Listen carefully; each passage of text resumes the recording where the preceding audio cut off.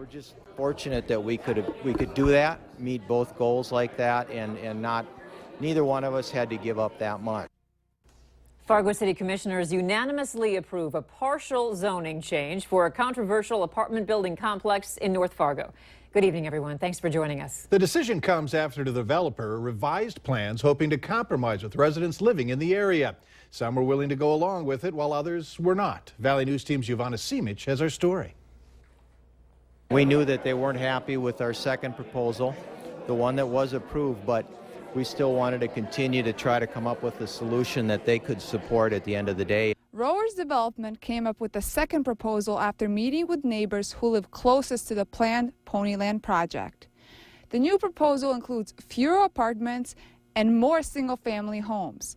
The apartments will be placed closer to University Drive and away from homes to the south. This is a good thing for students. I know residents don't like it, some of them don't, but students need to have their voices heard just as well. I've seen how housing has been restricted to a lot of students, and a lot of my friends are taking a long time to get to campus. Bring the community forward to try to establish a reasonable thing to do with Ponyland without talking publicly to enough people to establish where we want to go as a community. And while the plan doesn't meet everyone's expectations, developers are happy that an agreement was reached. Finding a solution that made sense for the neighborhood.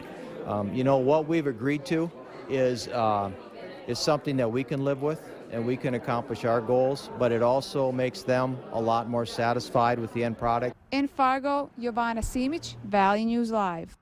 Construction will start in August with some site work beginning next month.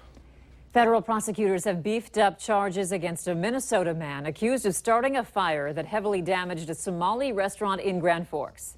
This man, Matthew Gust of East Grand Forks, appeared in court today on a charge of use of a destructive device during a crime of violence. That charge carries a maximum penalty of life in prison and a mandatory minimum term of 30 years. It is the second charge in the case. Authorities say the December 7th fire at the Juba Coffee House in Grand Forks was started by a homemade explosive made from a 40-ounce beer bottle. A spokeswoman for a group that supports refugees in the Grand Forks area says the cafe owners are looking at ways to pay for rebuilding the business. The trial for a man facing murder charges that came after a fight outside a Fargo bar last May will be postponed. The trial for this man, Jason Oyen, was supposed to start yesterday, but the trial was postponed because of new witnesses and information coming forward from the state. According to the assistant Cass County State's attorney, the new information deals with a Facebook post and witnesses that heard comments made by Oyen prior to the deadly fight happening. Oyen is facing one charge of murder, 3 counts of conspiracy to commit assault. 3 other men involved in the fight have pled guilty and will be called as witnesses in this trial. The start of that trial date has not been set. A controversial West Fargo teacher and coach is retiring, no questions asked. Jim Jonas was in the news a couple of years ago when his personality got him in trouble with parents. And recent documents in his personnel file point to continued issues. Tonight, his retirement was agreed to by the school board, which also agreed to pay $22,000 to his teacher retirement, something that isn't common practice, according to one district official. Valley News Team's Nicole Johnson was at the meeting asking questions. Because they're doing well in school, because there's something valuable. A lot of things were talked about at the meeting, but no one asked why the district is paying Jim Jonas, who was at the meeting, $22,000 to resign. We never talk about the retirements or anything on the consent agenda unless a board member asks for it to be pulled off of the consent agenda. If they have a question, a brief question before they vote on the consent agenda en masse, they may ask, as they did about a couple of the items, but they didn't have any questions about the retirements. Patty Stedman, school board president, says $22,000 isn't an outrageous amount, and the board trusts Superintendent David Flowers' decision. We pulled Jonas's personnel file and found that he had 2 major violations within the last year. Multiple students reported feeling fearful in his classroom, and one administrator said he was unwilling or unable to be coached by administration. He signed, saying he read the documents, adding that he didn't agree with them. Jonas's retirement comes with a couple of twists. He signed a document that says he would not take any legal action against the district in the future. His retirement letter to the district included a statement that he was going to consider politics in the future. Tonight, Dr. Flowers confirmed to me that Jim Jonas is interested in running for the school board. In fact, I noticed that he was holding a document that would be filed if someone was running. Andrea. Nicole, thank you. Jonas will officially retire at the end of this school year. He has served 26 years as teacher and coach at West Fargo High School. He declined to comment tonight. The city of Moorhead and its current city manager appear to be heading in opposite directions. A special city council meeting has been called for Thursday to discuss a separation agreement with Michael Redlinger. A week ago, a surprise job performance review was called during a council meeting. Council member Brenda Elmer made the move and no reason was given. Redlinger was scheduled for a performance review this summer. The Moorhead School Board was set to discuss changes to naming policies at its meeting tonight. The new policy says the board has the authority to lease the naming rights to facilities and sell advertising. The board will consider individuals who have achieved significant places in the district, entities which have contributed significantly to the district, and those who have made large financial contributions. The school board also discussed a new policy regarding employees and their relationships with students.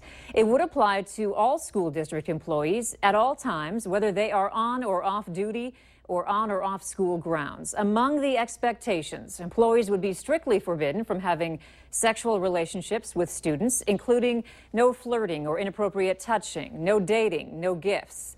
This was the first reading of the policy. The board will hold a second reading and then take a vote at a later date. A Minnesota company is making national headlines for a gun that's not even on the market yet. The startup company called Ideal Conceal is getting a lot of attention for its double-barrel .380 caliber handgun. The reason why? The gun is designed to look just like a cell phone. Take a look. The CEO of the company said he got the idea for the gun at a restaurant after getting his permit to carry and quickly realizing he'd like it to be more concealed. The gun, as advertised on his website, is designed to look just like a smartphone. The CEO said the prototype will be done in June and will likely be manufactured in October.